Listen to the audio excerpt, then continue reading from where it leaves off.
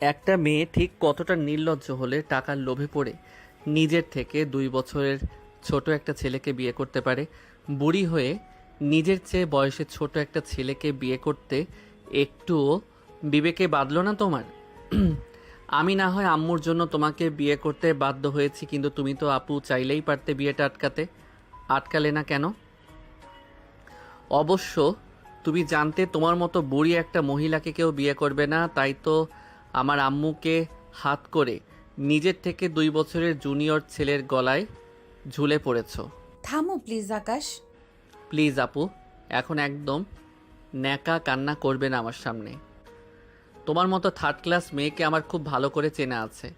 তুমি প্রথমে আমার আম্মুকে মানলে, এখন আবার চোখের পানি ফেলে আমাকে বোকা বানাতে চাইছো।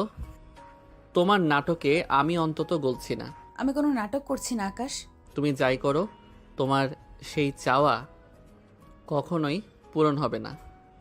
তোমাকে জাস্ট আমার বিরক্ত লাগছে। সরে যাও আমার চোখের সামনে থেকে। যথেষ্ট বলেছ, এবার থামো আকাশ। অনেক বেশি বলে ফেলেছ। আমার তো ভাবতেই ঘৃণা লাগছে যে তোমার মতো এত নিচু মানসিকতার লোকের সাথে আমার বিয়ে হয়েছে। আর তুমি কি বললে? আমি তোমাকে হাত করতে চাইছি? হ্যাঁ, তাই তো চাইছো।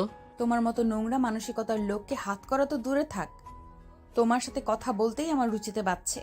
খালামণির মতো এত ভালো একজন মানুষের ছেলের এই শিক্ষা! ছি ছি ছি! নিজের স্ত্রীর সাথে কিভাবে কথা বলতে হয় সেই বোধটুকুও তোমার মধ্যে নেই। তুমি আমার শিক্ষা নিয়ে প্রশ্ন তুলেছ। আরে, তুমি কিভাবে বুঝবে ভালোবাসাকে চোখের সামনে শেষ হতে দেখার যন্ত্রণা? ভালোবেসেছো কখনো কাউকে?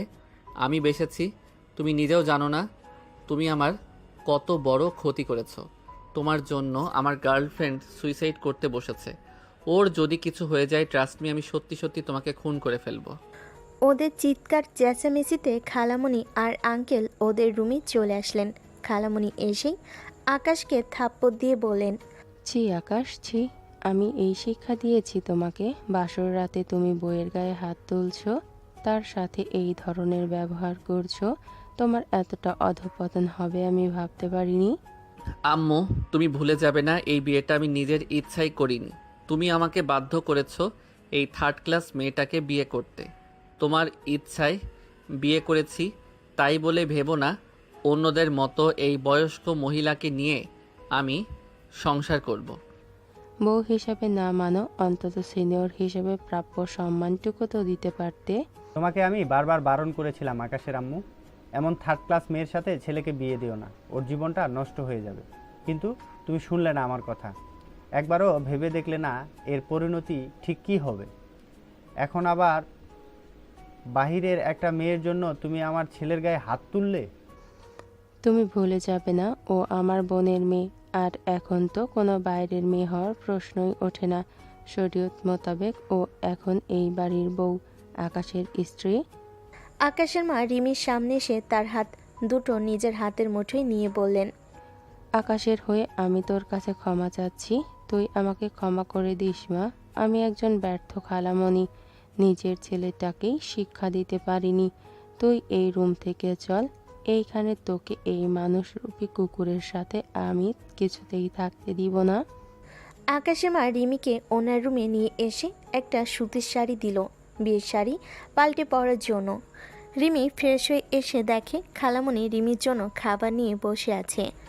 আসলে সকাল থেকে কিছু খাওয়া হয়নি, রোদের প্রচণ্ড ক্ষুধা লেগেছে। রিমি বস, বিরিয়ানিটা খেয়ে নে। আমার খেতে ইচ্ছে করছে না খালামণি। এদিকে বস, আমি খাইয়ে দেই, যদি তোর কোনো আপত্তি না থাকে। না না খালামণি, আপত্তি থাকবে কেন? আমি তোর জীবনটা শেষ করে দিলাম তাই না রে? তোকে কলঙ্ক থেকে বাঁচাতে গিয়ে একটা মিথ্যা সম্পর্কে জড়িয়ে দিলাম। আগে থেকেই আমার মনের মধ্যে সুপ্ত ইচ্ছা জেগেছিল তোকে আমার ছেলের বউ করার, কিন্তু তুই যে আকাশের সিনিয়র ছিলি, তার জন্যই আমার ইচ্ছাটা দমিয়ে রেখেছিলাম। কিন্তু আল্লাহ আমার সেই ইচ্ছাটা পূরণ করেছে। আজ তুই আকাশের বউ। আকাশ তোকে মানুক বা না মানুক, তুই আকাশের বউ হয়ে না আমার মেয়ের মতো আমার আরও একটা মেয়ে হয়ে এই বাড়িতে থাকবি। আচ্ছা খালামণি, একটা কথা বলুন তো, আমার সাথে কি এমন হবার ছিল? আজ যদি আমার বাবা মা বেঁচে থাকতো তাহলে আমাকে এত কিছু সহ্য করতে হতো না, বুড়ি উপাধি পেতে হতো না।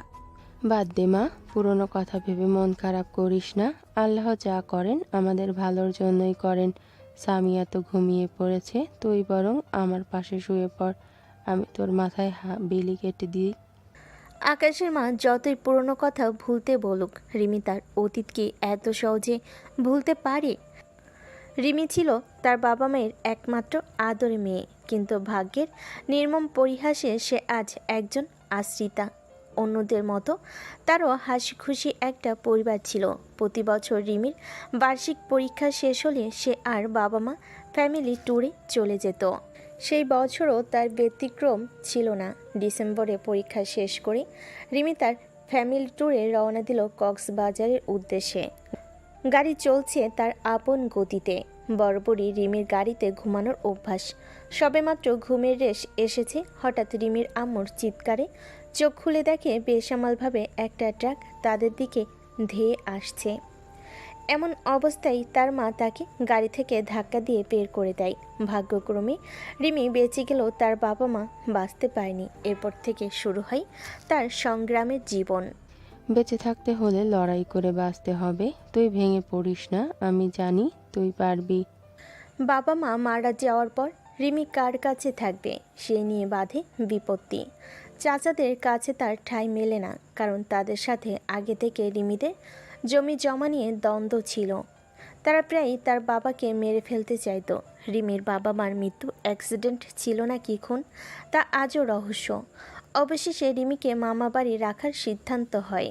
মামা রিমিকে খুব ভালোবাসতো, কিন্তু তার মামি তাকে দু চোখে সহ্য করতে পারতো না। তার ছেলে মেয়েদের সাথে মিশতে দিত না।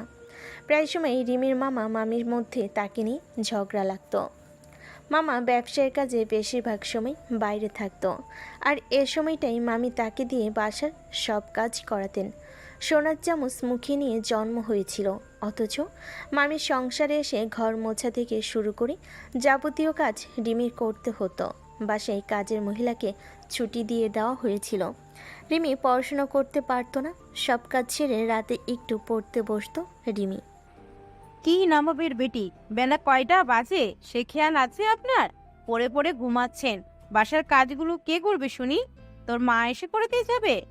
বাবা মাকে নিয়ে কিছু বলবেন না মামি। তোর মা বাবার সাথে তুইও মরলি না কেন? আর মরলি না যখন, তখন আমার ঘরে এসে জুটলি কেন? সারা দিন কোনো কাজ করবে না, শুধু শুধু আমার অন্ন ধ্বংস করবে। আমি মোটেই বসে বসে আপনার অন্ন ধ্বংস করি না মামি। সারাদিন গাধার মতো খেটে মরি, অথচ একটা কাজের লোকের যে মর্যাদা, সেই মর্যাদাটুকুও পাই না আমি। একটা কাজের মহিলাও 3 বেলা পেট পুড়ে খেতে পায়, মাস গেলে হাত খরচার টাকা পায়, কোনো অনুষ্ঠানে নতুন কাপড় পায়, অথচ আমি এর কিছুই পাই না। তোকে যে এই বাড়িতে আশ্রয় দিয়েছি, এইটাই বা কম কিসে? আপনি ভুলে যাবেন না, মামার যত সম্পত্তি জমি জমা, এমনকি এই বাড়ির 1/3 আমার মায়ের। মায়ের অবর্তমানে সেসবের মালিক আমি, অথচ আপনারা জমি থেকে চাষ করে হাজার হাজার টাকা ইনকাম করছেন, যার এক কানা করিও আমি পাই না। সেই হিসাবে আমি আমার খাচ্ছি, আপনার বা মামার কারোর অন্ন ধ্বংসই করছি না। কি বললি তুই? যত বড় মুখ নয় তত বড় কথা। আজ তোর এমন অবস্থা করব যাতে তুই আমার মুখের উপর কথা বলতে না পারিস। তারপর রিমির মামি তার চুলের মুঠি ধরে তাকে খুব মারে। যন্ত্রণায় রিমি ছটফট করছিল, কিন্তু তার কিছুই করার ছিল না। রিমি, তাড়াতাড়ি উঠে ফ্রেশ হয়ে নামাজ পড়ে নে। নিজের অতীত ভাবতে ভাবতে কখন যে চোখটা লেগে এসেছে রিমি টের পায়নি। সকালে আকাশের মায়ের ডাকে ঘুম ভেঙে গেল রিমির। উঠে দেখে চারিদিকে আলো ফুটেছে, ফজরের আজান হচ্ছে। ঠিক আছে খালামণি। এখনো খালামণি বলবি? আমি না হয় তোর খালামণি, তাই বলে কি এখনো বাড়িতেও আমি তোর খালামণি? আর যেন তোর মুখে খালামণি ডাক না শুনি।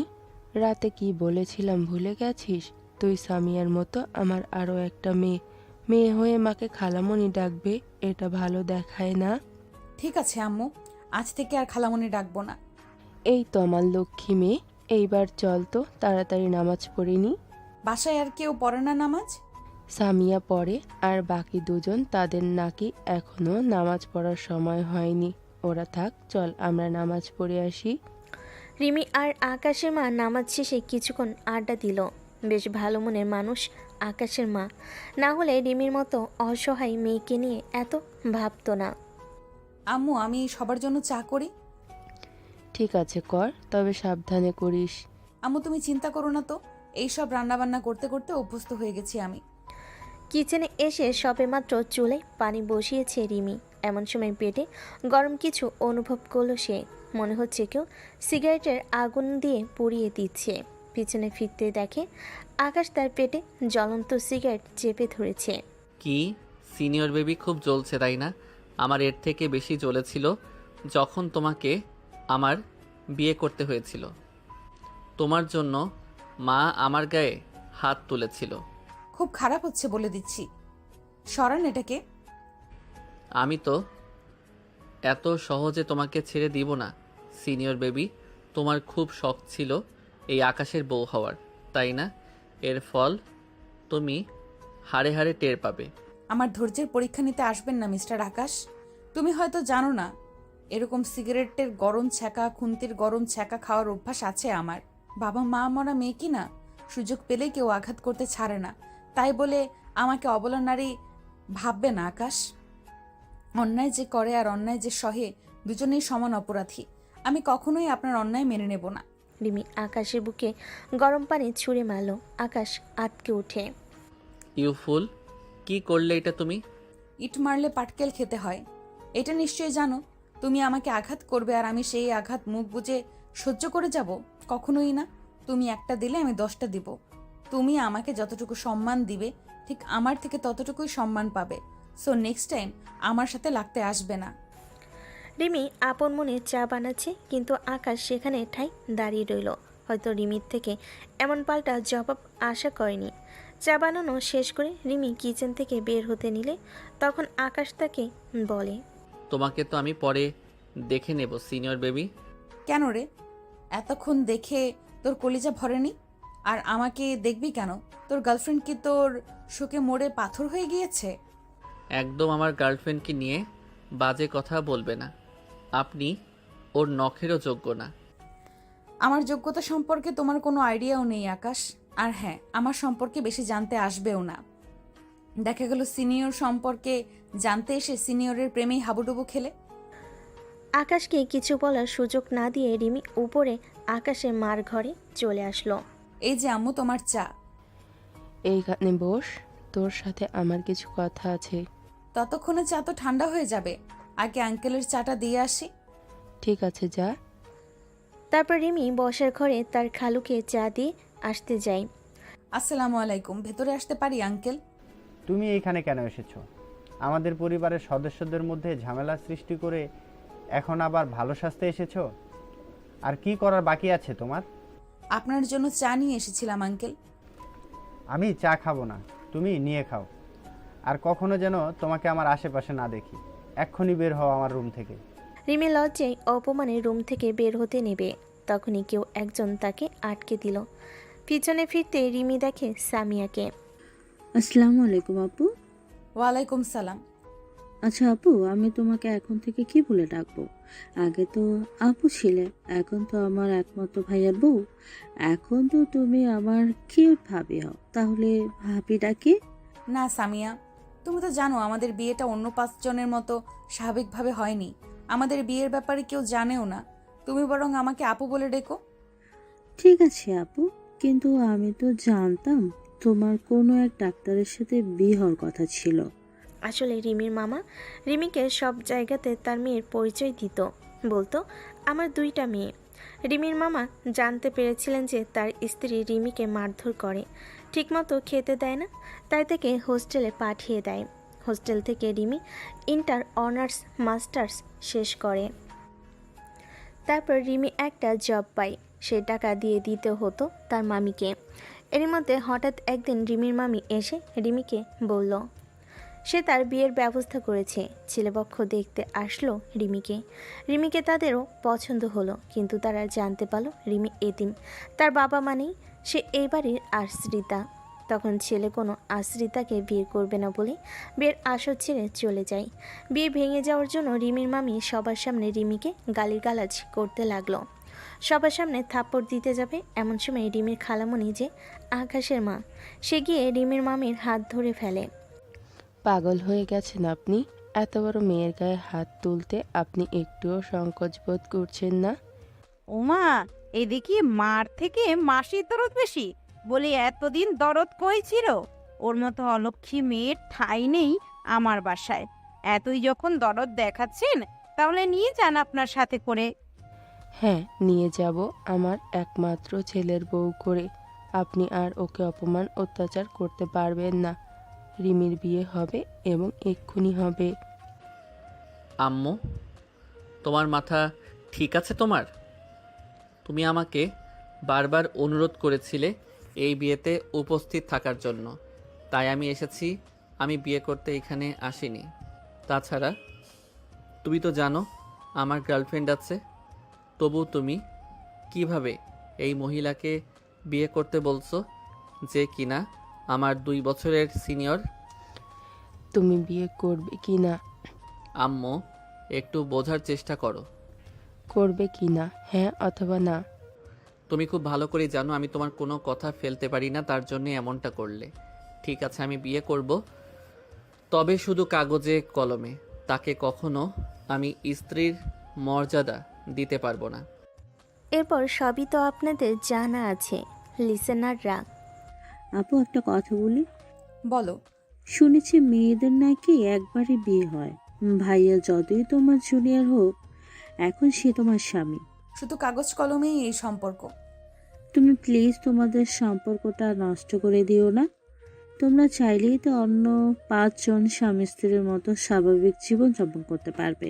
বা সামিয়া, তুমি তো দেখছি জ্ঞান দেওয়াও শিখে গিয়েছো। মনে হচ্ছে তুমি আমার টিচার আর আমি তোমার ছাত্রী। তোমার তো কিছুদিন পরেই এসএসসি পরীক্ষা। সকাল সকাল না পড়তে বসে আঙ্কেলের রুমে আড়ি পাচ্ছিলে কেন? আমি তোমার কাছেই যাচ্ছিলাম আপু, হঠাৎ বাবার রুম থেকে চিল্লাচিল্লি শুনে দাঁড়িয়ে গেলাম। তুমি বাবার কথা কিছু মনে করো না। বাবা তোমাদের বিয়েটা মানতে পারেনি। বাবা চেয়েছিলেন তার বিজনেস পার্টনারের মেয়ে সানিয়া আপুকে ভাইয়ের বউ করতে। আমার জন্য তা সম্ভব না, তাই না? কিন্তু আম্মু সানিয়া আপুকে পছন্দ করে না। সানিয়া আপু অনেক বেশি আধুনিক, তার উচ্ছৃঙ্খলা, যার আম্মুর পছন্দ নয়। আম্মু সবসময় আফসোস করতো, বলতো, ইস, রিমির মতো এমন একটা মেয়েকে যদি আমার আকাশের বউ করতে পারতাম। হ্যাঁ, আম্মু সে কথা আমাকে বলেছে। আম্মু একবার চেয়েছিল তোমার মামার কাছে বিয়ের প্রস্তাব নিয়ে যাওয়ার জন্য, কিন্তু তোমার বয়সের কথা চিন্তা করে আবার পিছিয়ে গিয়েছিল। আমার কি মনে হয় জানো, সানিয়া আপু কখনো ভাইয়াকে ভালোবাসেনি। ভালোবাসে ভাইয়ার টাকাকে। ভাইয়াকে শুধুমাত্র তার সাথে ব্যবহার করেছে। যখনই সাধ্য হাসিল হয়ে যাবে ভাইয়াকে, তখন আর কোনো প্রয়োজন পড়বে না। সানিয়াই তোমার ভাইয়ার গার্লফ্রেন্ড, তাই না? হ্যাঁ, শুনেছি উনি মডেলিং করে। আমার তো মনে হয় না উনি কিছু অ্যাচিভ করতে পারবে বলে। ও মা, কি বলো? এত বড় একজন মডেলের ব্যাপারে এইরকম কি করে বলতে পারো? আবুর যে বাজে ব্যবহার, একটু কোমর দুলে হেঁটে, তার যে কি অহংকার। তোমার ভাই তো খুব এক্সাইটেড তার গার্লফ্রেন্ড মিস ওয়ার্ল্ড হবে। তখনই সেখানে আকাশ আসে আর সামিয়াকে রিমির সাথে কথা বলতে দেখে বলে, কে সামিয়া, তুই সকাল সকাল পড়তে না বসে এই বুড়ি মহিলার সাথে কিসের এত গল্প করছিস? ও নিশ্চয়ই তোকে কুবুদ্ধি দিচ্ছে। এই বুড়ি মহিলার থেকে সাবধান থাকবি। ভাইয়া, কাকে বুড়ি বলছো তুমি? আমার মনে হয় তোমার চোখে বুড়ো হয়ে গেছে। তুমি জানো আপুর জন্য ভার্সিটির কত ছেলেরা পাগল? হ্যাঁ, বুড়ির জন্য বুড়োরা পাগল। ভাইয়া, তুমি কিছু জানোই না। একবার তো আমাদের স্কুলের সাংস্কৃতিক অনুষ্ঠানে একটা জুনিয়র ছেলে আপুকে পুরো স্কুলে ক্যাম্পাসের সামনে প্রপোজ করেছিল। যেই না চেহারা, নাম রাখছে তার পেয়ারা। সিনিয়র বেবি, তুমি আমার সাথে আমার রুমে চলো। কেন? বারে নতুন বউয়ের সাথে বাসর পালন করব, তাই রাতে তো কিছু করতে পারিনি, তাই দিনে করব। তাড়াতাড়ি রুমে আসো। আমি তোমার কোনো কথা শুনতে বাধ্য নই। কিভাবে বাধ্য করতে হয় আমার খুব ভালো করেই জানা আছে সিনিয়র বেবি। আমি যখন বলেছি যাব না, তো যাবই না। রিমির সম্পূর্ণ কথা শেষ হওয়ার আগেই আকাশ রিমির হাত ধরে টানতে টানতে ওর রুমে নিয়ে গিয়ে দরজা বন্ধ করে দেয়। তারপর আকাশ শার্টের বোতাম খুলতে খুলতে রিমির দিকে আগাতে লাগলো। এ কি, কোন ধরনের অসভ্যতামি শুরু করেছেন? দরজা কেন লাগিয়েছ আর তুমি শার্টের বোতাম খুলছো কেন? তোমাকে দেখাতে। ছি ছি, আমি কি তোমার বডি দেখতে চেয়েছি? ডার্টি মাইন্ডেড লোক একটা। I hate your dirty mind. তোমাকে এটাই দেখাতে চাচ্ছি যে তুমি গরম পানি ছুঁড়ে আমার বুকের কি অবস্থা করেছো। দেখো কি রকম লাল বর্ণ ধারণ করেছে। তুমি কিভাবে পারলে ওই রকমভাবে গরম পানি ছুটতে? বাপরে, নিজের বেলায় 4 আনা আর পরের বেলায় 16 আনা, তাই না? ই তুমি যে অমানুষের মতো আমাকে সিগারেটের আগুন দিয়ে পুড়িয়ে দিলে, সেই বেলায় কিছুই না। তোমাকে গরম পানি ছুঁড়েছি, বেশ করেছি। নেক্সট টাইম এই আঘাতই তোমাকে মনে করিয়ে দিবে আমার সাথে লাগতে আসার পরিণতি। আচ্ছা, নিজেকে খুব বাহাদুর মনে করছো? এখন দরজা খুলো, আমি বের হব। কি হলো, কথা কানে যায় না? আকাশ দরজা খুলো না এমন একটা ভান ধরল যে রিমির কথা তার কানেই যায়নি। ঠিক আছে, আমি নিজেই খুলে নিচ্ছি। তারপর রিমি দরজা খুলতে বলে যেই না দরজা খুলতে যাবে তখনই আকাশ পেছন থেকে রিমির হাত মুচড়ে দিয়ে বলল, এত তাড়াতাড়ি আমি তোমাকে ছাড়ছি না সিনিয়র বেবি। আঘাত যখন তুমি দিয়েছো, মলমও তুমিই লাগাবে। আমি কেন? আপনার মডেলিং করা গার্লফ্রেন্ডকে ফোন করুন, সে এসে আদর সোহাগ দিয়ে কত সারিয়ে তুলবে আপনার। তোমার ওই নোংরা মুখে তুমি আমার গার্লফ্রেন্ডের নাম নেবে না একদম। শুধুমাত্র তোমার জন্য সানিয়া আজ হসপিটালে মৃত্যুর সাথে পাঞ্জা লড়ছে। এর জন্য তুমি দায়ী। সানিয়ার যদি সত্যি কিছু হয়ে যায়, আমি কিন্তু তোমাকে ছেড়ে কথা বলবো না। ও মা গো, টুরু লাভ! তোমার টুরু লাভ কখনোই তোমাকে ভালোবাসেনি। একদম ওর নামে আজে বাজে কিছু বলবে না। না, তোমার গার্লফ্রেন্ড তোমাকে বলেছে সে সুইসাইড করতে বসেছে, কিন্তু তুমি কি সচোখে দেখেছো? দেখোনি তো। দেখার প্রয়োজন পড়েনি, কারণ আমি তাকে বিশ্বাস করি। না দেখেই তোমার গার্লফ্রেন্ডের অ্যাকাউন্টে হাজার হাজার টাকা ট্রান্সফার করেছো। This is the main point. তোমার গার্লফ্রেন্ড কখনো তোমাকে চায়নি, চেয়েছে তোমার টাকা। তুমি না জেনে কারো ব্যাপারে এভাবে মন্তব্য করতে পারো না। এখন তোমার মনে প্রশ্ন জাগতে পারে, আমি তোমার ব্যাপারে এত কিছু কিভাবে জানলাম? আম্মু শুধুমাত্র আমার খালামুনি নয়, আমার একজন ভালো বন্ধু ছিল। আপনার প্রত্যেকটা কথা আম্মু আমার সাথে শেয়ার করত। আপনার নারী নক্ষত্র জেনেই আপনাকে বিয়ে করেছি। রিমি ম্যাম, আপনি খুব ভালো লেকচার দিতে পারেন। অনেক লেকচার শুনিয়েছেন। এবার দয়া করে ফ্রিজ থেকে বরফ নিয়ে এসে আমার ক্ষত স্থানে লাগিয়ে দিন। আমার ঠাকা পড়েনি, আমি পারবো না। নিজের কাণ্ড নিজে করে নাও। বিয়ে করেছি কি নিজের কাজ নিজে করার জন্য? তার উপর আবার সিনিয়র বউ বিয়ে করেছি, ভাবছি ব্যবসা বাণিজ্য সব বাদ দিয়ে বউয়ের টাকায় বসে বসে খাবো। রিমি কিছু বলতে যাবে তার আগে দরজায় টোকা পড়ল।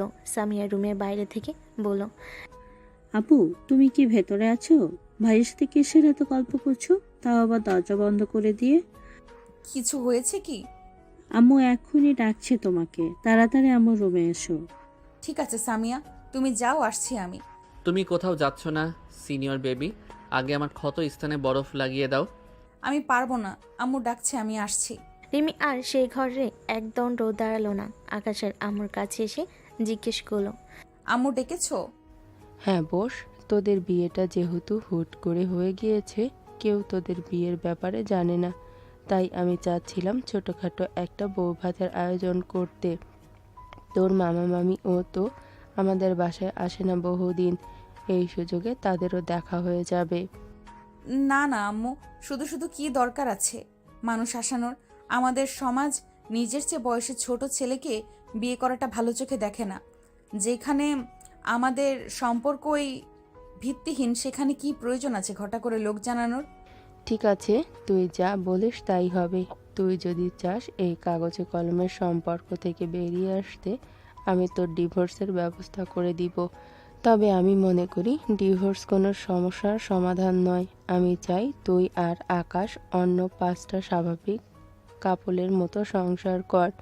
আমার ছেলেটা বড্ড অবুঝ, কিন্তু তুই তো ভালো মন্দ সব বুঝিস, তুই ওকে বোঝাবি। ঘুমন্ত মানুষকে জাগানো যায় না। দেখ মা, আকাশ জুনিয়র হলেও এখন তোর স্বামী, তুই কেন তোর স্বামীর অধিকার ছেড়ে দিবি? সোনিয়া ভালো মেয়ে নয় মা, ওর কাজই হচ্ছে বড়লোক ছেলেদের হাত করে তাদের থেকে টাকা হাতিয়ে নেয়া। তুই আকাশের স্ত্রী, তুই চাইলেই পারবি সোনিয়ার থেকে আমার ছেলেটাকে ফিরিয়ে আনতে। তুমি যেহেতু এত করে বলছো, ঠিক আছে আম্মু, তুমি শুধু দেখবে আমার জুনিয়র বরের কি হাল করি আমি। এই সিনিয়রের প্রেমে যদি ওকে হাবুডুবু খাওয়াতে না পারি তো আমার নামও রিমি নয়। হ্যাঁ মা, তুই পারবি। প্রয়োজনে হুজুরের থেকে পড়া পানি এনে খাওয়াবো তোমার ছেলেকে। সারাদিন দেখবে তোমার ছেলে সারাক্ষণ বউয়ের আঁচলের তলায় ঘুরঘুর করবে আর সারাদিন রিমি রিমি করবে। তুমি খালি একটু অপেক্ষা করো। হিহি, পাগল মেয়ে আমার। আমিও চাই আমার অবুঝ ছেলেটার একটু সুবুদ্ধি হোক। তুই যদি আমার ছেলেকে তোর প্রেমের জালে ফাঁসাতে পারিস, আমি তোকে এমন একটা গিফট দিব যা তুই কখনো ভাবতেও পারবি না। ওকে মা, ডিল ডান। তাহলে এখন থেকেই মিশন শুরু করে দে। কিভাবে শুরু করব? একটু ক্লু তো দাও। আমি তো আর আগের সংসার করে আসিনি যে বুঝতে পারবো কিভাবে জুনিয়র বরের মনে প্রেমের আগুন জ্বালানো যায়। সেটাও তোকে বলে দিতে হবে। আচ্ছা বাদ দাও, তুমি বলো তোমার ছেলে আর তোমার বর কি কি খেতে পছন্দ করে। তোমার বর তো আগেই আমাকে বলে দিয়েছে আমি যেন তার আশেপাশে না যাই। এখন আমি রান্না করলে তোমার বর কি আমার হাতে রান্না খাবে? আমার বর করছিস কেন? বাবা হয়ে তোর। খালুজান তো আমাকে বাবা ডাকার অধিকার দেয়নি। আমি বাবা ডাকলে দেখা গেল সে আমাকে ঠাটিয়ে এক চড় মেরে বলল, এই মেয়ে, আমি তোমাকে বাবা ডাকার অধিকার দেইনি। কোন সাহসে তুমি আমাকে বাবা ডাকলে? আরে রিমি, মানুষটাকে যেমন উপরে উপরে শক্ত মনে হয়, ভেতরে কিন্তু ততটাই নরম। আসলে আমি এক প্রকার জোর করে আকাশের বিয়েটা দিয়েছি তো, তাই তোকে মানতে পারিনি। কিন্তু দেখিস, আস্তে আস্তে সব ঠিক হয়ে যাবে। তখন ওই মানুষটা তোকে মাথায় করে রাখবে। তাই যেন হয় আম্মু। আম্মু, আমি কিচেনে যাচ্ছি, দেখি আমার হাতের রান্না খাইয়ে বর আর শ্বশুরের মন জয় করতে পারি কিনা। ঠিক আছে, যা মা। রেনু তোকে রান্না করতে সাহায্য করবে। আমার স্কুলের কিছু কাজ বাকি রয়েছে, না হলে আমি তোকে সাহায্য করতাম। ঠিক আছে আম্মু, সমস্যা নেই, আমি সবটা সামলে নিতে পারবো। আমি আসলেই অলরাউন্ডার বৌমা পেয়েছি। এখনকার যুগের মেয়েরা তো পড়াশোনা করলে কোনো কাজই হাতে দিতে চায় না। তারা কাজ করতে না পারাটা যে গর্বের মনে করে। অথচ আমার রিমি, তুই সব কাজে পারদর্শী।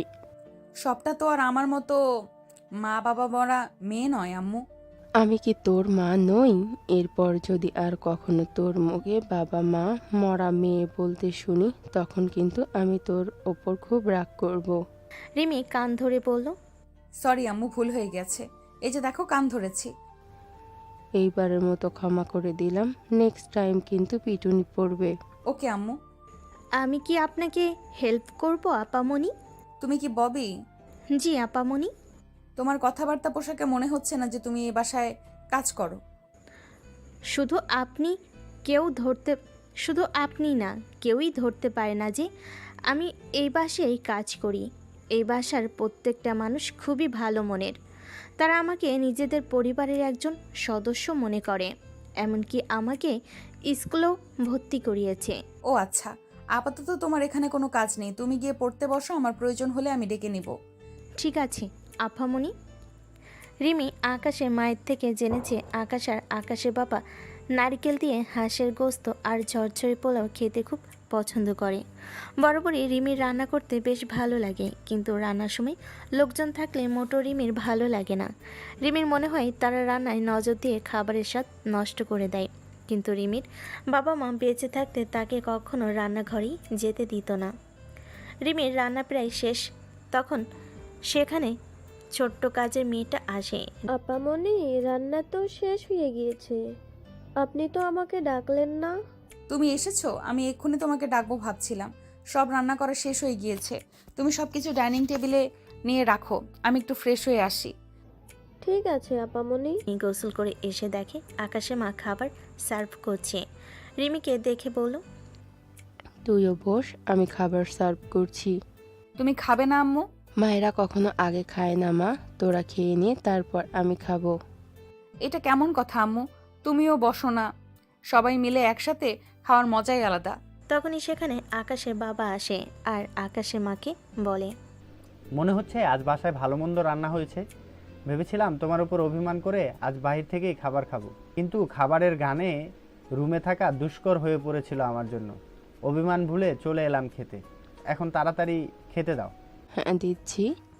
আকাশের মা আকাশের বাবাকে খেতে দিলে আকাশের বাবা কিছুটা খাবার মুখে তুলে আকাশের মাকে বলে, তোমার হাতটা দাও দেখি। কেন, কি করবে? তোমার রান্নার হাত দেখব। আজ হঠাৎ করেই ভালো রান্না কিভাবে করলে? মনে হচ্ছে নতুন হাতের রান্নার স্বাদ পেলাম। টেবিলে রাখা প্রত্যেকটি রেসিপি আমার পছন্দের। আমি তো হাজারবার বলার পরেও কচুরলতি রান্না করাতে পারিনি। আজ হঠাৎ অধমের দিকে নজর গেল তোমার। আজকে তো আমি রান্না করিনি। তাহলে কে করলো মেট? ও তো এত ভালো রান্না জানে না। আর সামিয়া তো কখনোই কিচেনে যায়নি। ওরা তো এত ভালো রান্না জানার প্রশ্নই আসে না। আমরা কেউই রান্না করিনি। ইনফ্যাক্ট আমরা কেউই আজ কিচেনে যাইনি। রিমি একা হাতে সব কিছু রান্না করেছে। প্লিজ আঙ্কেল, খাবার ছেড়ে যাবেন না। অপরাধ আমি করেছি, খাবার তো কোনো অপরাধ করেনি। আপনি প্লিজ যাবেন না। আজ থেকে 8 বছর আগে বাবা মাকে হারিয়েছি। আমারও ইচ্ছে হয় সবার সাথে বসে খেতে। বিয়ে নিয়ে প্রত্যেকটা মেয়ের স্বপ্ন থাকে, আমিও এর ব্যতিক্রম ছিলাম না। জানেন আঙ্কেল, আমি সব সময় মনকে সান্ত্বনা দিয়ে বলতাম, বাবা মাকে হারিয়েছি তো কি হয়েছে, শ্বশুর শাশুড়ির মাঝে আমি আবারও নতুন বাবা মাকে খুঁজে নিব। কিন্তু সবার ভাগ্যে তো আর সব সুখ জোটে না। রিমির আবেগপূর্ণ কথা শুনে আকাশের বাবা খাওয়া শেষ করে উঠে তাকে বলল, এই মেয়ে খাবার শেষ করে তুমি আমার রুমে এসো। ঠিক আছে আঙ্কেল। খাওয়া শেষ করে রিমি আঙ্কেলের রুমের সামনে দাঁড়িয়ে আছে। ভেতরে যাওয়ার সাহস হচ্ছে না রিমির। আকাশের বাবার যে রাগ দেখা গেল রিমির গালে ঠাটি এক চড় বসিয়ে দিল। এই মেয়ে বাহিরে দাঁড়িয়ে রয়েছো কেন? ভেতরে আসো। আমি মানুষ, পশু নই যে তোমাকে খেয়ে ফেলবো। আমার মধ্যে মানবিকতা আছে। তোমার হাত দাও। জি আঙ্কেল। তোমার হাত দিতে বলেছি। রিমি ভয়ে ভয়ে হাত এগিয়ে দিল। আকাশের বাবা তার হাতে 1000 টাকার 5টা নোট ধরিয়ে দিল। ও মা, টাকা কেন আঙ্কেল? এটা হচ্ছে তোমার পুরস্কার আমার পক্ষ থেকে। রিমি আকাশের বাবার থেকে এতটা ভালো ব্যবহার আশা করেনি। রিমি হতভম্ব হয়ে টাকা হাতে সেখানেই দাঁড়িয়ে রইল। এরই মধ্যে আকাশের আম্মু এসে বলল, বাহ, আমি যে তোমাকে 30টা বছর রান্না করে খাওয়াচ্ছি, কই আমাকে তো কখনো এমন পুরস্কার দাওনি। দেখো আকাশের মা, ভালো জিনিসের প্রশংসা করতে আমি কখনো পিছপা হই না। তুমি ইদানিং বুড়ি হয়ে গিয়েছো, রান্নার দিকে তেমন কোনো মনোযোগ দাও না, তাই রান্নার স্বাদটা আগের মতো নেই। এই কি বললে তুমি? আমি বুড়ি হয়ে গেছি? তুমি জানো এখনো কত লোকজন আমার দিকে তাকিয়ে থাকে? তারা তোমার এই সাদা চুল দেখে এটা ভাবে যে তোমার মতো বুড়ি মহিলা আমার মতো একজন হ্যান্ডসাম বর পেল কিভাবে। কিছুদিন পর দাদু হয়ে যাবে আর এখনো নিজেকে হ্যান্ডসাম দাবি করছো? দেখেছো আপু, তুমি মাত্র একদিন হয়েছে এ বাসায় বউ হয়ে এসেছো, আর এরই মধ্যে আমাদের বাসার পরিবেশটা পাল্টে গেছে। আস্তে আস্তে দেখো বাবা তোমাকে অনেক ভালোবাসবে। তাই যেন হয়। আমার তো হিংসে হচ্ছে আপু, আমার বাবা মায়ের ভালোবাসার ভাগ বসাবে তুমি। তোমাকে তো এই বাসায় তো রাখছি না সামিয়া। তোমার এসএসসি পরীক্ষা শেষ হলেই আম্মুকে বলে তোমাকে এই বাসায় থেকে বিদায় করে দিব। আমিও আমার ভালোবাসায় তোমাকে ভাগ বসাতে দিব না। আমি তো এত তাড়াতাড়ি বিয়ে করব না আপু। আমি তো তোমার মতো একজন আত্মনির্ভরশীল নারী হব। বাহ, ভালোই প্ল্যান করেছো। আপু তুমি বরং চটপট আমাকে ফুপি বানিয়ে দাও। সামিয়া এই কথা বলেই এক দৌড়ে নিজের রুমে চলে গেল। রিমিও রুমে চলে আসে। রুমে এসে দেখে আকাশ কোলের উপর ল্যাপটপ বসিয়ে কাজ করছে। রিমি তড়িঘড়ি করে ল্যাপটপ সরিয়ে আকাশের কোলের উপর বসে পড়ল। সিনিয়র বেবি, তোমার সাহস কিন্তু বেড়েই চলেছে। সকালের ঘটনা কি তুমি ভুলে গিয়েছো? তোমার সাহস হলো কি করে আমার কোলে বসার? কোলে বসেছি, বেশ করেছি। তুমি আমার বিয়ে করা বর। শুধু কোলে নয়, তোমার ঘাড়ে বসারও অধিকার রাখি আমি। প্রিয়, আচ্ছা তাই। আর আজ থেকে আমি এই রুমে এক বিছানায় থাকবো। ইম্পসিবল। ভুলেও আমার ধারে কাছে আসবে না, যেইখানে আছো সেখানেই থাকো। ওমা, বিয়ে করেছি কি বর ছেড়ে দূরে থাকার জন্য? তার উপর বর যদি জুনিয়র হ্যান্ডসাম হয় তাহলে তো কোনো কথাই নেই। সিনিয়র বেবি, তুমি নামো তো আমার কোল থেকে। যেই মুটকি তুমি আমার হাড্ডি গুড্ডি ভেঙে গুঁড়ো গুঁড়ো হয়ে গেল। কি আমি মুটকি? কোনো সন্দেহ আছে? রিমি কোনো জবাব না দিয়ে হঠাৎই আকাশকে চুমু দিল। এটা কি করলে তুমি সিনিয়র বেবি? সরি, আমি আসলে অতি খুশি হয়ে দিয়ে দিয়েছি। আশ্চর্য, মুটকি বলে খুশি হওয়ার কি আছে? আমার কতদিনের ইচ্ছা কেউ আমাকে মুটকি বলবে আর আমি মুটকি কথাটা শুনে আমার কান দুটো সার্থক করব। মাথা ঠিক আছে তোমার? আজ তুমি আমার সেই চাওয়াটা পূরণ করেছো। আমার স্বাস্থ্যের জন্য সবাই আমাকে শুটকি বলে খেপাতো, এমনকি মানুষজন আমার দিকে ফেলফেল করে তাকিয়ে ভাবতো এটি কি মানুষ নাকি হাড্ডির বস্তা। যাক, আজকের এই খুশিতে তোমাকে একদিন ট্রিট দিয়ে দিব। তোমার হাতে কি সিনিয়র বেবি? নিশ্চয়ই বাবা ডেকে নিয়ে কেলানি দিয়েছে। বাবা একদম উচিত কাজ করেছে। জি না, আঙ্কেল পুরস্কার স্বরূপ আমাকে 5,000 টাকা দিয়েছে। টাকার কথা শুনতেই আকাশ ছো মেরে রিমির হাত থেকে টাকা নিয়ে গেল। তুমি আমার টাকা নিলে কেন? এই টাকাটা আঙ্কেলের থেকে আমার প্রথম পাওয়া। আমার কাছে এই 5 টাকার মূল্য 5 কোটি টাকার সমান। 5 কোটি টাকা কখনো চোখে দেখেছো? তুমি আমার টাকা ফেরত দাও বলছি। আমার এখন টাকার প্রয়োজন, তাই নিয়েছি। তোমাকে পরে শোধ করে দিব। কিন্তু রিমি তার কথা শুনল না। সেও সুযোগ বুঝে আকাশের হাত থেকে টাকাটা নিয়ে নিল। মিস্টার আকাশ, তুমি যদি বাগানের কচু হয়ে থাকো, আমিও গাছের বাতাবি লেবু। আমার সাথে টক্কর দেওয়া এত সহজ নয় জুনিয়র বর। আরে সিনিয়র বেবি দাও না, পরে তোমাকে দিয়ে দিব। আমার টাকার প্রয়োজন আছে এখন। তোমার টাকার প্রয়োজন বলতে শুধু সানিয়ার পেছনে ফালতু ব্যয় করা, এটা আমি খুব ভালো করেই জানি। আমার টাকা আমি যেভাবে ইচ্ছা, যার পেছনে ইচ্ছা ব্যয় করব। এই ব্যাপারে তুমি বলার কে? আমি তোমার বিয়ে করা বউ, তোমার উপর সম্পূর্ণ অধিকার আছে আমার। এখন থেকে তোমার অ্যাকাউন্টে কোনো টাকা থাকবে না, সব টাকা আমার অ্যাকাউন্টে ট্রান্সফার হবে। মাস শেষে তোমার হাত খরচার টাকা দেব। অনেক টাকা নষ্ট করেছো তুমি, আর নয়। তুমি কিন্তু তোমার লিমিট ক্রস করে যাচ্ছ সিনিয়র বেবি। আমি তোমার কোনো কথা শুনতে বাধ্য নই। তুমি ভুলে যাও কেন? অবাধ্যকে কিভাবে বাধ্য করতে হয় সেটা আমি খুব ভালো করেই জানি। তোমার ফোনের দিকে তাকাও। কিসের ভিডিও এটা? চোখ দুটো কি আছে কি করতে? তুমি নিজের চোখেই দেখো। ছি ছি, এমন একটা নোংরা ভিডিও করতে তোমার একটুও বিবেকে বাঁধলো না? এক্ষুনি ডিলিট করো বলছি। একদম তা হচ্ছে না সোনা। তুমি যদি আমার কথা অনুযায়ী না চলো, এই ভিডিও মুহূর্তের মধ্যে ভাইরাল হয়ে যাবে। তো মিস্টার জুনিয়র, একবার ভেবে দেখো তো, তোমার এই লজ্জাজনক ভিডিও একবার যদি ভাইরাল হয়ে যায়, তোমার নাম, যশ, খ্যাতি, ক্যারিয়ার, এমনকি তোমার গার্লফ্রেন্ডও হাতছাড়া হয়ে যাবে। এখন তোমার কথায় আমায় উঠবস করতে হবে? সেটা তোমার ইচ্ছে। আমার কথা অনুযায়ী চলবে নাকি ভিডিও ভাইরাল করব? গতকাল রাতে লুঙ্গি পরে ঘুমিয়েছিলাম। লুঙ্গিতে আমার দুর্বলতা রয়েছে, আর তুমি আমার সেই দুর্বলতার সুযোগ নিয়েছো।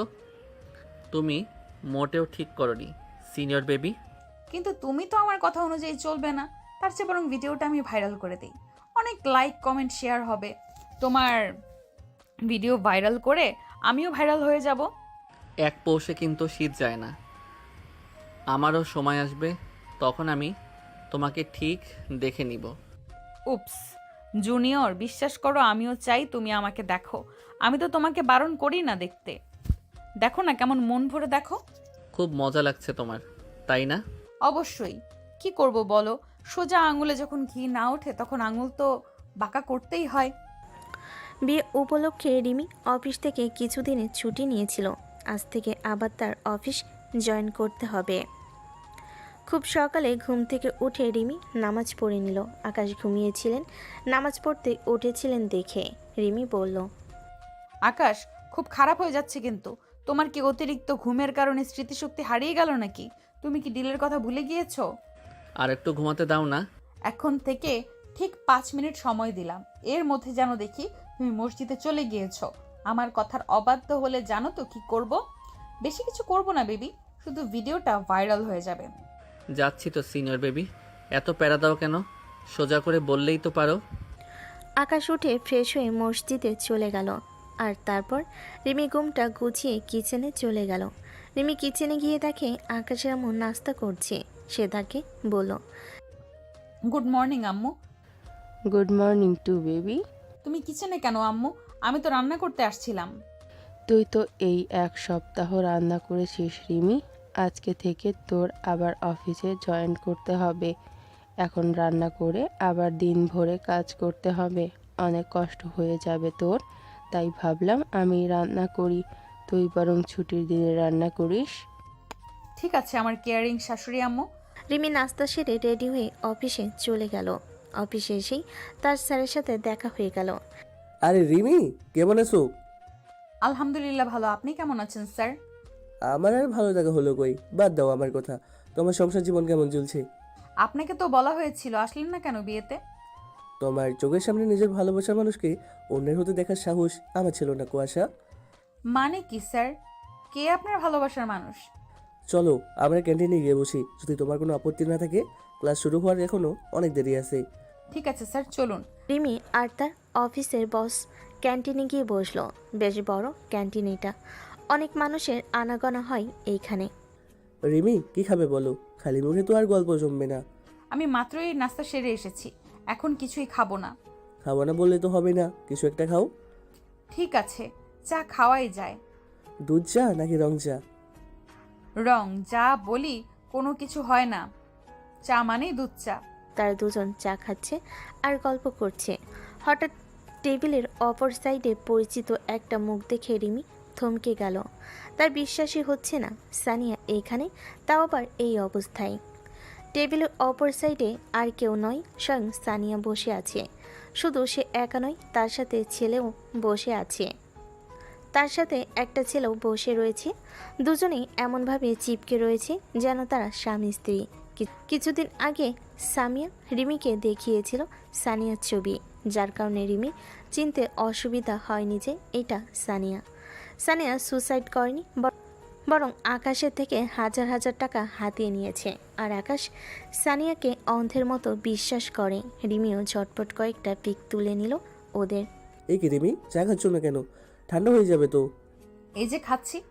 তোমাকে কোনো কারণে চিন্তিত লাগছে, কি হয়েছে রিমি? আমাকে বন্ধু মনে করে বলতে পারো। কিছু না স্যার, অনেকদিন পর অফিসে এসেছি তো, সব কাজ আবার গুছিয়ে নিতে হবে।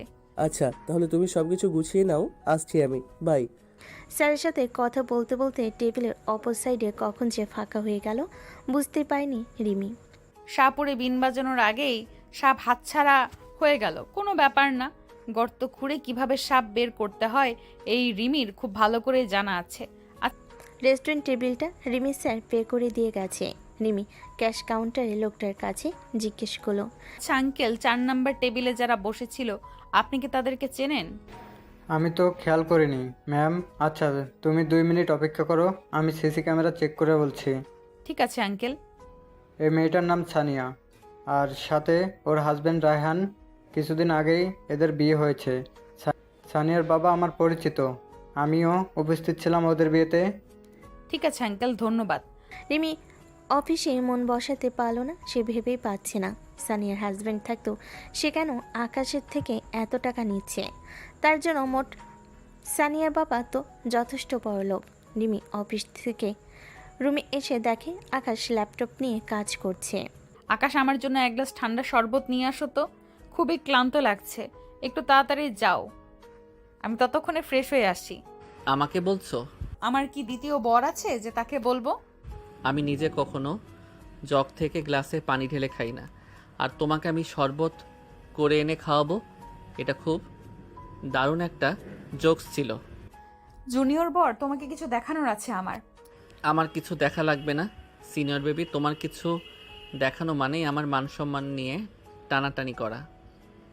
তার থেকে বরং আমি তোমার জন্য শরবত করে নিয়ে আসছি। রিমি আকাশের একটা গাল টেনে দিয়ে বলল, এই তো বউয়ের বাধ্য গুলুমুলু বর। এই একদম আমার গাল টানবে না, বিরক্ত লাগে এটা আমার। আমার সেই ছোটবেলার অভ্যাস, বাচ্চাদের দেখলে গাল টানতে না পারলে ভালো লাগে না, এটাকে আদর করা বলে, বুঝলে?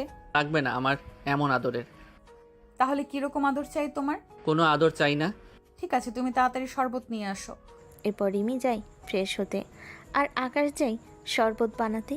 রিমি ফ্রেশ হয়ে এসে দেখে আকাশ সত্যি সত্যি শরবত নিয়ে এসেছে।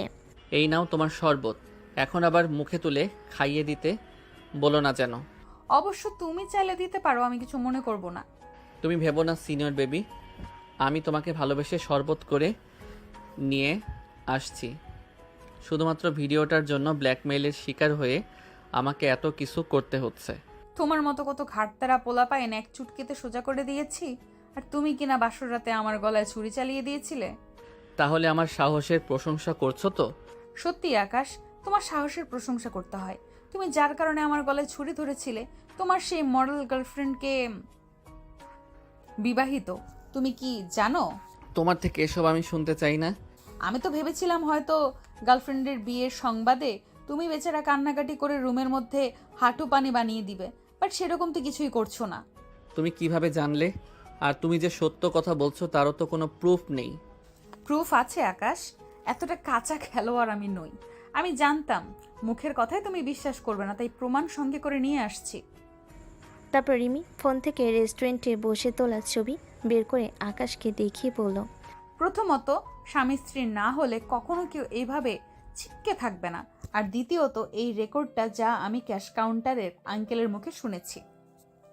দেখো আকাশ, অনেক হয়েছে, আর নয়। এগুলো কি সত্যি? তোমাকে আমি বারবার বলেছি সানিয়া ভালো মেয়ে নয়, ওর থেকে ফিরে এসো প্লিজ। আমি বলছি না আমাকে ভালোবাসার জন্য, স্ত্রীর মর্যাদা দেওয়ার জন্য। তুমি সানিয়ার থেকে ফিরে এসো, এসবের কোনো প্রয়োজন নেই আমার। তবুও তুমি ওই সানিয়ার দিকে ফিরে এসো। এটা শুধু আমার একার নয়, আম্মুরও অনুরোধ।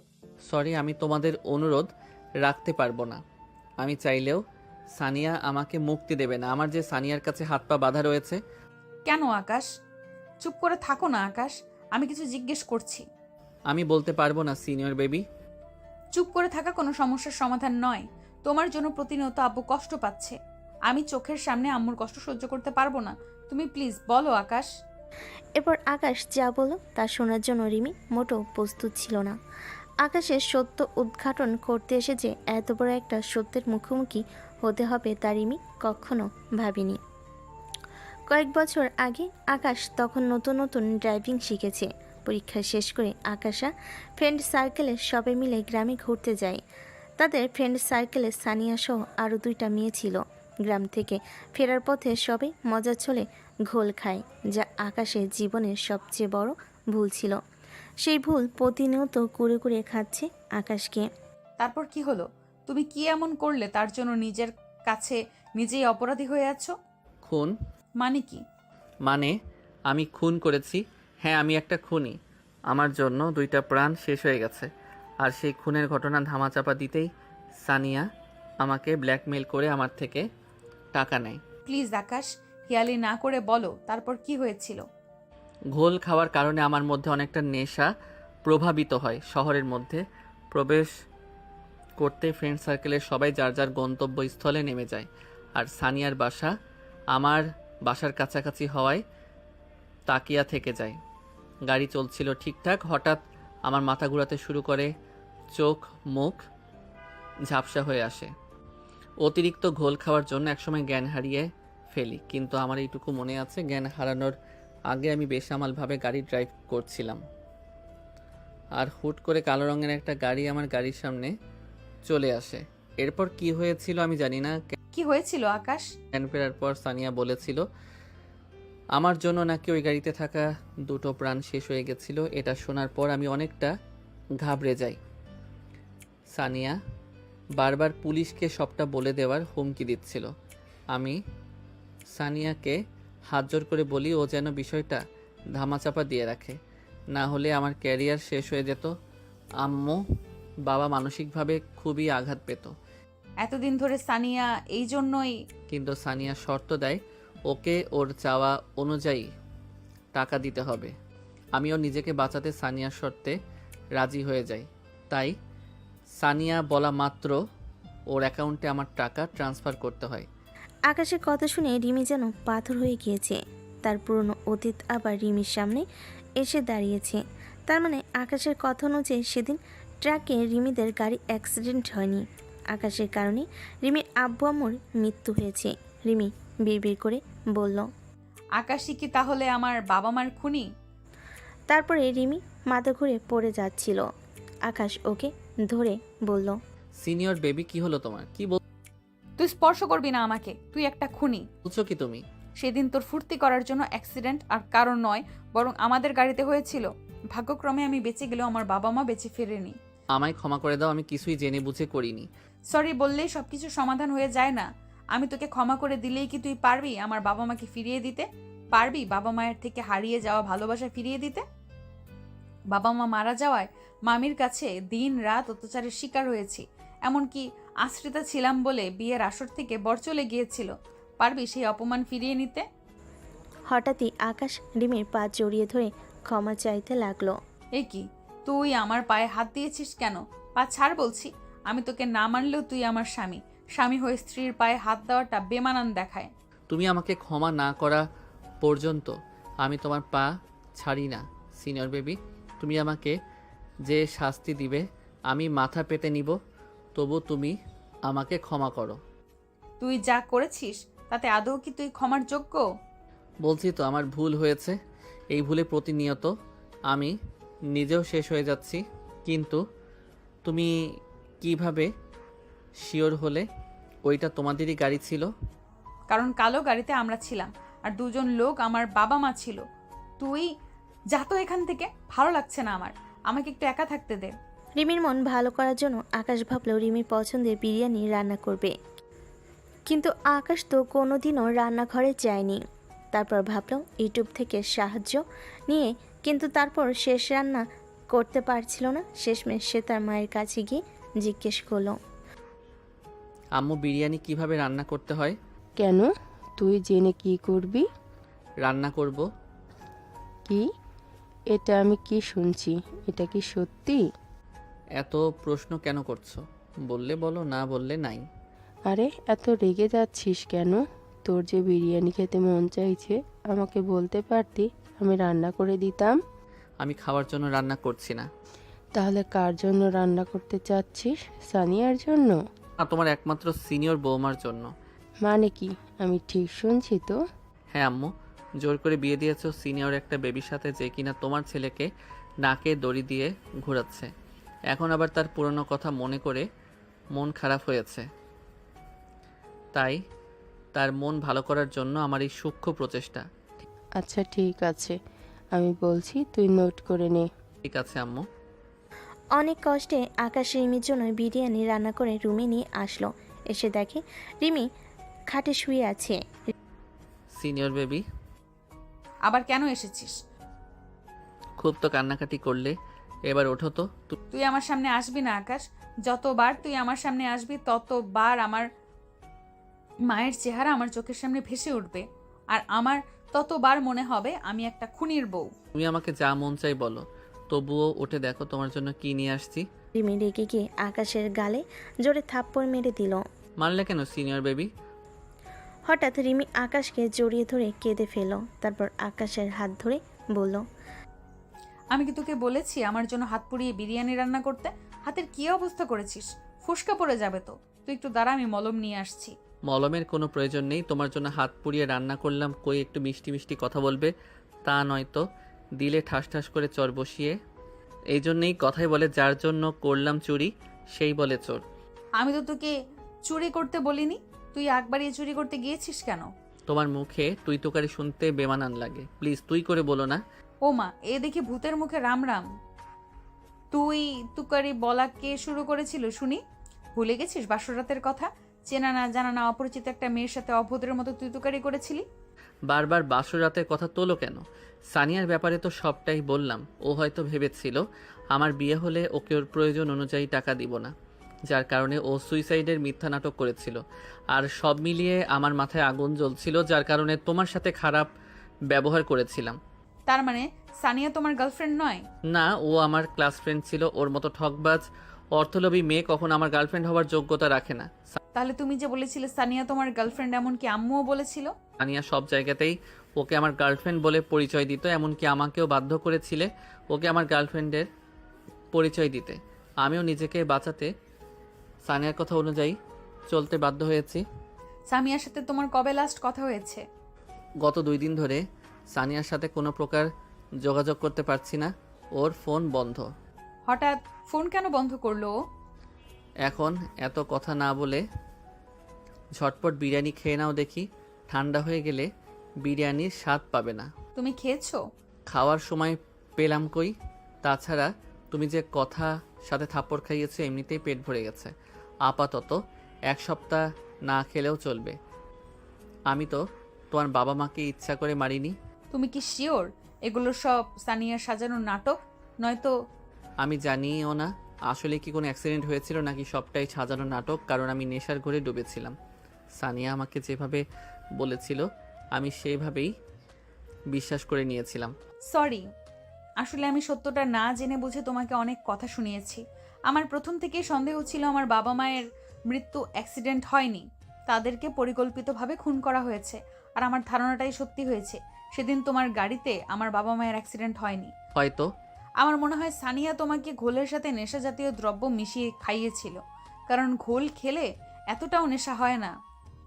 এর পেছনে নিশ্চিত সানিয়ার কোনো হাত রয়েছে, আর যেখানে তুমি শুধুমাত্র দাবার গুটি হিসেবে ব্যবহৃত হয়েছো। কিছুক্ষণ আগেই তো বললে আমি তোমার বাবা মায়ের খুনি, আর এখনই বলছো আমি কিছু করিনি। কিন্তু তুমি এত কিছু জানলে কিভাবে? আর বিয়ের একদিন আগে আমার ফোন পানিতে পড়ে নষ্ট হয়ে যায়। এতদিন ফোন সার্ভিং ছিল। আজ যখন ফোন পুনরায় চালু করলাম তখন এই মেসেজগুলো দেখে বুঝতে পেরেছি আমার বাবা মায়ের খুন মেসেজের অপর পাশের ব্যক্তি করেছে, যার সাথে সানিয়াও জড়িত রয়েছে। তারপর সেই ফোন বের করে আকাশকে সেদিনের মেসেজগুলো দেখায়। কেউ একজন মেসেজে লিখেছে, তোমাকে আমি কিছুতেই অন্যের হতে দিব না টিয়া পাখি। তোমাকে পাওয়ার জন্য এত পরিশ্রম করেছি, সেই পরিশ্রমে কিছুতেই ব্যর্থ হতে পারে না। পরের দিনও লোকটা আরও একটা মেসেজ পাঠিয়েছে, আমি ব্যর্থ হয়ে গেলাম, পারলাম না বিয়েটা আটকাতে। আমি চেয়েছিলাম তোমার বিয়ে ভেঙে দেওয়ার পর সবাই যখন তোমাকে আঙুল তুলবে তোমার দিকে, ঠিক তখনই আমি ভালো মানুষ সেজে তোমার সামনে যাব, তোমাকে বিয়ে করে আমার করে নিব। কিন্তু আমার সব প্ল্যান ভেস্তে দিয়ে কোথা থেকে যেন ওই বুড়ি তার কচি ছেলে নিয়ে উদয় হলো, আমার বুকে আগুন জ্বালিয়ে দিয়ে। তুমি হয়তো এতক্ষণে বাসরে মগ্ন হয়ে গেছো। বিশ্বাস করো পাখি, আমার কলিজা ছিঁড়ে যাচ্ছে। মনে হচ্ছে তোমার ওই জুনিয়র বরকে ঠিক সেইভাবে মৃত্যু দেই যেভাবে তোমার বাবা মাকে দিয়েছিলাম। বাহ, এ তো দেখছি তোমার সাইকো প্রেমিক। প্রেমিকার জন্য বাবা মাকে খুন, ভাবা যায় কত ভালোবাসে তোমাকে। রিমি আবারও কাঁদতে বসলে আকাশ বলে, এ কি সিনিয়র বেবি, তুমি কান্না করছো কেন? আমি তো মজা করছিলাম। দেখো যা হবার তা তো হয়ে গিয়েছে। আমরা এখন চাইলেও আঙ্কেল আন্টিকে ফিরিয়ে নিয়ে আসতে পারবো না, কিন্তু আঙ্কেল আন্টির খুনিকে বের করে ঠিক শাস্তি দিতে পারবো। তুমি চিন্তা করো না সিনিয়র বেবি, আমি আছি তোমার সাথে। আর সানিয়ার সাথে আমারও অনেক বোঝাপড়া বাকি আছে। এখন ঝটপট চোখের পানি মুছে তাড়াতাড়ি খেয়ে নাও তো। তুমিও তো খাওনি, আর হাতের যা অবস্থা মনে হয় না হাত দিয়ে খেতে পারবে। হা করো, আমি খাইয়ে দেই। তাদের খাওয়া দাওয়া শেষ হলে আকাশের জরুরি একটা কল আসে, এসে বাইরে কথা বলতে চলে গেল। আর রিমি আকাশের আম্মুর রুমে গিয়ে অফিসের বিষয়ে আলোচনা করতে লাগলো। রাতে ঘুমাতে এসে রিমি দেখলো আকাশ সোফায় ঘুমানোর জন্য গোছাচ্ছে। বিয়ের পরের দিন থেকে রিমি আর আকাশ একই রুমে থাকলেও একই বিছানায় থাকে না। রিমি বিছানায় থাকে আর আকাশ সোফাতে। রিমি আকাশকে বলল, আকাশ, তুমি বিছানায় শুয়ে পড়ো, আমি বরং সামিয়ার সাথে বা অন্য কোনো রুমে ঘুমিয়ে পড়বো। এত বড় একটা বিছানা থাকতে তুমি অন্য রুমে কেন যাবে সিনিয়র বেবি? তোমার চোখে ঘুমাতে কষ্ট হবে, এখন যা শীত পড়েছে। তুমি যদি চাও আমরা বেড শেয়ার করতেই পারি। Are you sure? একদম শিওর। ফ্রিতে সার্কাস দেখতে হবে না তো? একদমই না, আজকে ট্রাউজার পরেছি, সো সার্কাস দেখানোর কোনো চান্সই নেই। ঠিক আছে, তুমি শুয়ে পড়ো। আগামীকাল আমার অফিস খোলা, কিছু কাজ আছে, সেই দিনই তারপর শুয়ে পড়বো। ঠিক আছে, গুড নাইট সিনিয়র বেবি। এই দাঁড়িয়ে যাও।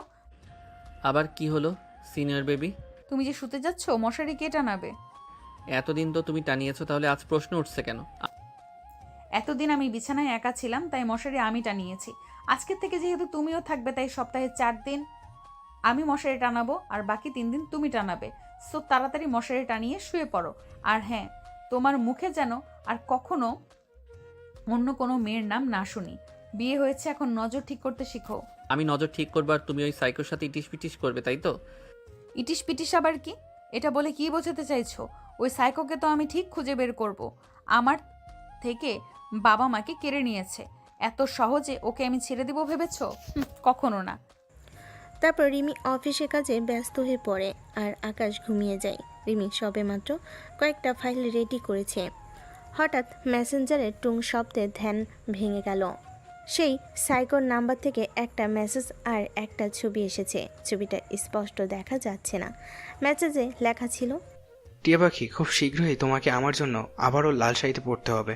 তোমার আর আমার মাঝে কোনো থার্ড পার্সনকে আমি অ্যালাউ করব না। তোমার ওই জুনিয়র বরেরও ঠিক এই ছবিটার মতো হাল করব। রিমির হাত পা কাঁপছে। ফোনের স্ক্রিনের ছবিটা শো করার সাথে সাথে এক পলক ছবির দিকে তাকিয়ে রিমি এক চিৎকার দিয়ে অজ্ঞান হয়ে নিচে পড়ে গেল। আকাশের সবেমাত্র চোখ লেগে এসেছিল। হঠাৎ রিমির চিৎকারে তড়িঘড়ি করে উঠে দেখে রিমি মেঝেতে অজ্ঞান হয়ে পড়ে আছে। আকাশ কি করবে বুঝে উঠতে পারছে না। এত রাতে তার মাকে ডাকা ঠিক হবে না ভেবে নিজেই রিমির কাছে গেল। সিনিয়র বেবি, কি হলো তোমার? কিছুক্ষণ আগেও তো ভালো ছিলে, হঠাৎ কি হয়ে গেল? আকাশ পানি নিয়ে এসে রিমির মুখে ছিটিয়ে দিতে রিমির জ্ঞান ফিরল। সিনিয়র বেবি, ঠিক আছো তুমি? কি হয়েছিল তোমার? হঠাৎ করে জ্ঞান হারালে কেন? কাটা হাত সায়ান।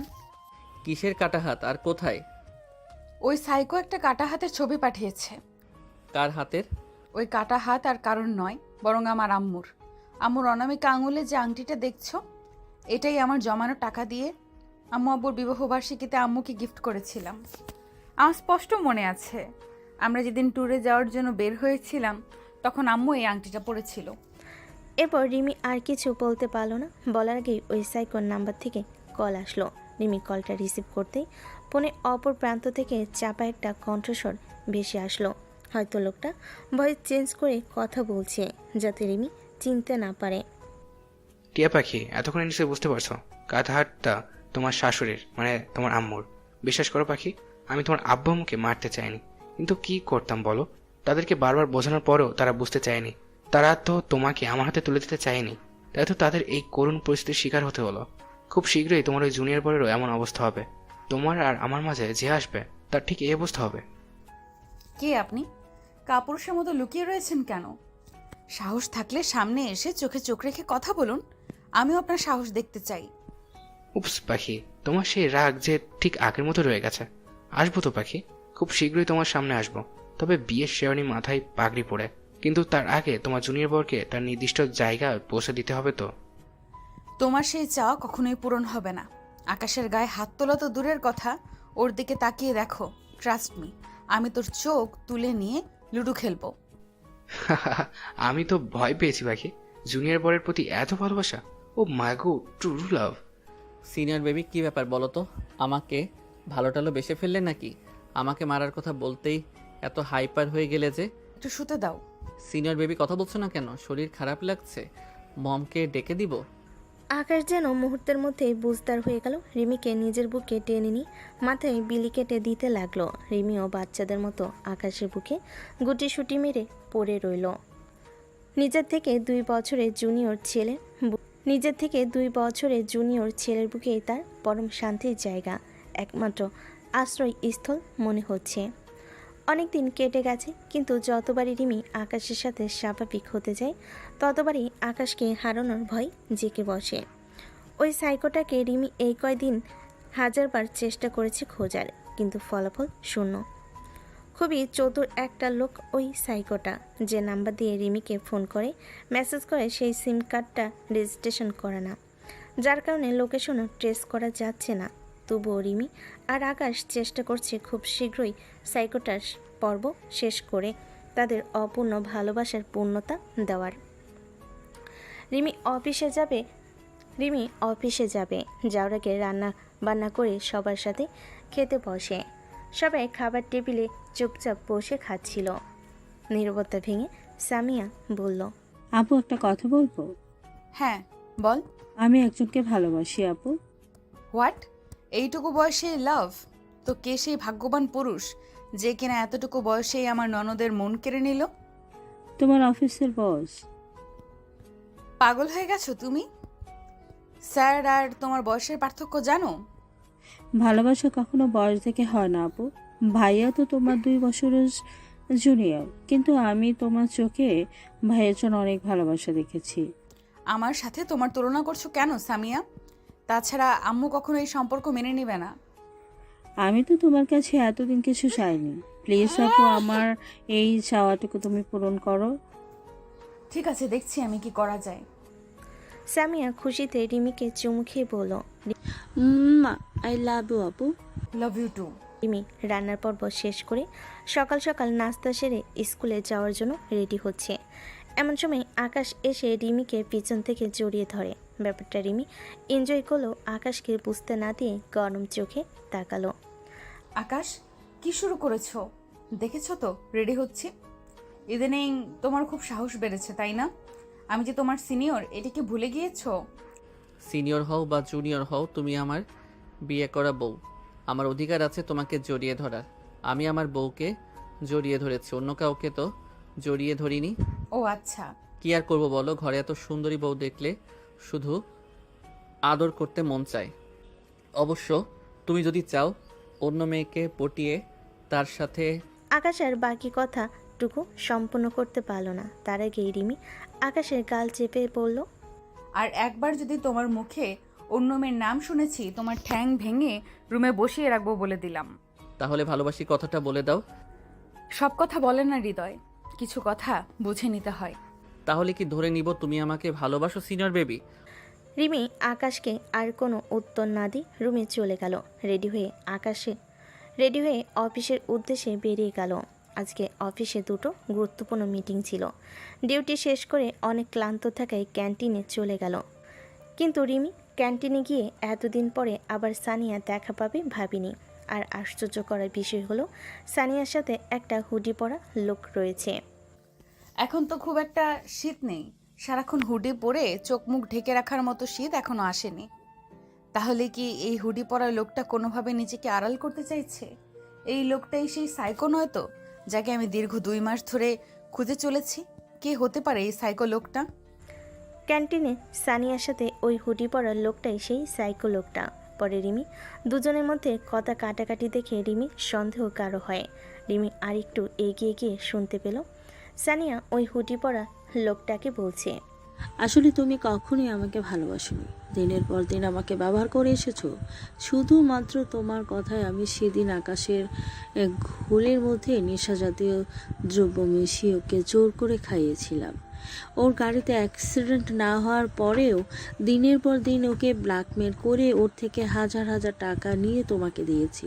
তো দেখো, আমার বিয়ে হয়েছে তো কি হয়েছে? তুমি বললে আমি এখনই রিয়ানকে ডিভোর্স দিয়ে দেবো, তারপর আমরা দুইজন নতুন করে সংসার শুরু করব। পাগল হয়ে গেছো তুমি? তুমি ভেবেছো আমি এত কিছু করেছি তোমাকে বিয়ে করার জন্য? নো ডিয়ার, আমার কাছে তুমি শুধুমাত্র একটা দাবার গুটি ছিলে আমার ভালোবাসার কাছে পৌঁছানোর জন্য। এখন শুধু ওই জুনিয়রকে শেষ করতে পারলেই আমার রাস্তা ক্লিয়ার। আমি থাকতে কখনই তোমার চাওয়া পূরণ হবে না। তুমি কি ভেবেছো এই সানিয়ার সাথে ছলনা করে পার হয়ে যাবে? তুমি আমার না মানে আর কারোরই না। কি করবে তুমি? তুমি এতদিন যে অপকর্ম করেছো, রিমির বাবা মাকে মেরেছো, এর সব প্রমাণ আমার কাছে আছে। আমি এখনই সেসব প্রমাণ পুলিশের হাতে তুলে দিব। আপনাদের আর কষ্ট করে পুলিশের কাছে যেতে হবে না ম্যাডাম, আমরা নিজেই আপনাদেরকে নিতে চলে এসেছি। পুলিশ দেখে সানিয়া আর ওই হুডি পরা লোকটা চমকে উঠে বলল, আপনারা এখানে? জি, আমরা এতক্ষণ আপনাদের সমস্ত কথা আমরা শুনেছি, তাই আলাদা করে কোনো প্রমাণের প্রয়োজন নেই। এবার চলুন আপনাদের শ্বশুরবাড়ি। পুলিশ সানিয়া আর ওই সাইকোকে ধরে নিয়ে যাবে সেই মুহূর্তে রিমি বলে উঠল, দাঁড়ান অফিসার, আমিও দেখতে চাই কে আমার সাইকো প্রেমিক, যে কিনা আমার জন্য আমার বাবা মাকে খুন পর্যন্ত করতে দ্বিধাবোধ করেনি। আপনি কে? আমি রিমি, আমি আপনাদের ইনফর্ম করেছিলাম এখানে আসার জন্য। ঠিক আছে ম্যাডাম, আপনাকে অনেক ধন্যবাদ, বিশেষ করে ভিডিও ক্লিপটা আমাদের দেওয়ার জন্য। ইটস ওকে, আপনারা বরং আমার একতরফা সাইকো প্রেমিকের হুডিটা একটু তুলে দিন। আমার অনেক দিনের ইচ্ছা তাকে দেখার। তারপর একজন পুলিশ অফিসার ওই সাইকোটার হুডি সরাতেই পরিচিত একটা মুখ দেখে থমকে গেল রিমি। লোকটা আর কেউ নয় বরং তার অফিসের স্যার। স্যার আপনি? হ্যাঁ রিমি, আমি। বিশেষ করে রিমি, আমি যা করেছি তোমাকে পাওয়ার জন্য করেছি, অন্য কোনো স্বার্থ ছিল না আমার। এখন আমি বুঝতে পারছি আপনি কেন আমার বিয়েতে উপস্থিত ছিলেন না, কেন সেদিন বলেছিলেন চোখের সামনে নিজের ভালোবাসার মানুষকে অন্যের হতে দেওয়ার সাহস আমার ছিল না। ছি, আমার তো ভাবতেই ঘৃণা লাগছে একটা মানুষ কিভাবে এতটা নিচে নামতে পারে। আপনাকে আমি বিশ্বাস করেছিলাম আর আপনি এইভাবে আমার বিশ্বাসের প্রতিদান দিলেন। আমাকে মাফ করে দাও রিমি। অফিসার, এক্ষুনি আমার সামনে থেকে এই দুইজনকে নিয়ে যান, না হলে আমি এদেরকে খুন করে বসবো। সানিয়া এসে রিমির পা জড়িয়ে ধরল। সানিয়া, কি করছো? পা ছাড়ো বলছি, না হলে কিন্তু আমি তোমাকে লাথি দিয়ে ফেলে দিব। তোমার যা ইচ্ছে করো, তবু আমাকে পুলিশে দিও না প্লিজ। আমি যা করেছি তোমার স্যারের কথা অনুযায়ী করেছি। ক্যারিয়ার গড়ার আগেই তুমি ভেঙে দিও না। তোমার এই ন্যাকা কান্নায় আমাকে তুমি ভোলাতে পারবে না। যাও, তোমার যোগ্য স্থানে চলে যাও। রিমি প্রেগনেন্ট, তাই রান্নাঘরে এখন আর যায় না। টুকটাক ঘর গোছগাছ এর কাজ করছিল, তখনই আকাশ এসে জড়িয়ে ধরে পিছন থেকে। আশ্চর্য, তুমি আমার বিয়ে করা বউ। জড়িয়ে ধরেছি, চুমু দিয়েছি, এতে লজ্জা পাওয়ার কি আছে? বউ তো আদর সোহাগ করার জন্যই, তাই না? তাই বলে যেখানে সেখানে তোমার আদর্শ সোহাগের ডালা খুলে বসবে? আর এখন থেকে তুমি অফিসেও যেতে পারবে না। আই মিন, চাকরিটা করছো না তুমি। বাসা থেকে স্কুলে জার্নি করে যাওয়া, তুমি অসুস্থ হয়ে পড়বে। কষ্টের ফল হিসেবে বেতন তো পাই। তোমার জুনিয়র বর যথেষ্ট টাকা ইনকাম করে, তার ইনকামের টাকা দিয়ে তোমার মতো 4টা বউয়ের ভরণ পোষণ চালাতে পারবে। তাই তোমার চাকরির কোনো প্রয়োজন নেই। কাল থেকে তুমি অফিস যাচ্ছ না, এটাই ফাইনাল। তুমি বাচ্চাদের মতো করছো কেন? সবে মাত্র কনসিভ হয়েছে, এখনই আমি বাবু সেজে রুমে বসে থাকবো? মনে হচ্ছে পৃথিবীতে এই প্রথম আমি মা হতে চলেছি। আর কোনো মেয়ে মা হয়নি। সিনিয়র বেবি, তুমি নিজেও জানো না আজকে আমি কতটা খুশি হয়েছি। পৃথিবীতে একটা ছেলের সব থেকে সুন্দর অনুভূতি কি জানো? তার প্রথমবারের মতো বাবা হওয়ার সংবাদ শোনা। প্রথমবার বাবা হওয়ার অনুভূতি পৃথিবীর সমস্ত অনুভূতিকে হার মানায়। এই অনুভূতি এতটাই আনন্দের যা শুধুমাত্র হৃদয় দিয়ে অনুভব করা যায়। আমার অনুভূতি তোমাকে বলে বোঝাতে পারবো না সিনিয়র বেবি, কিন্তু আমার খুবই টেনশন হচ্ছে তোমাকে নিয়ে। কেন? তোমার শরীরের যে অবস্থা, বেবি ক্যারি করতে পারবে তো? আমি চাই না আমাকে বাবা হওয়ার আনন্দ দিতে গিয়ে তোমার কোনো ক্ষতি হোক, তাই তো সাবধানে থাকতে হবে। তখনই রুমে আকাশের মা আসে আর তাকে বলে, শায়ান একটু বাইরে যাও তো, কুয়াশার সাথে আমার কিছু কথা আছে। আশ্চর্য, আমার বউ, আমার বাচ্চা, আর আমাকে তাড়িয়ে দিচ্ছ আম্মু? এটা কিন্তু আমার সাথে ঘোর অন্যায় করা হচ্ছে। তুমি যাবি এইখান থেকে? যাচ্ছি তো। আকাশ চলে যেতেই আকাশের আম্মু এসে রিমির 2 হাতে 2টা বালা পরিয়ে দিয়ে বলল, আমি বিয়ের পরে তোকে বলেছিলাম আমার অবুঝ ছেলেটাকে একটু বোঝদার বানাতে পারলে তোকে কিছু গিফট করব। আজ তুই এত ভালো একটা খুশির সংবাদ দিলি, তাই আজ তোর জিনিস তোকে দিয়ে দিলাম। জানিস তো মা, তোর বাবাও অনেক খুশি হয়েছে। সে তো দাদু হওয়ার সংবাদ শুনেই বাজার করতে চলে গিয়েছে। আজকে নাকি তোকে নিজের হাতে রান্না করে খাওয়াবে। সত্যি আঙ্কেল আমাকে মেনে নিয়েছে?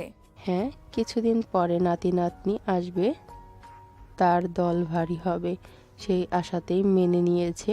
একই রিমি, কান্না করছিস কেন? এ তো সুখের কান্না। পাগলি মেয়ে, এত কান্না করার কি আছে?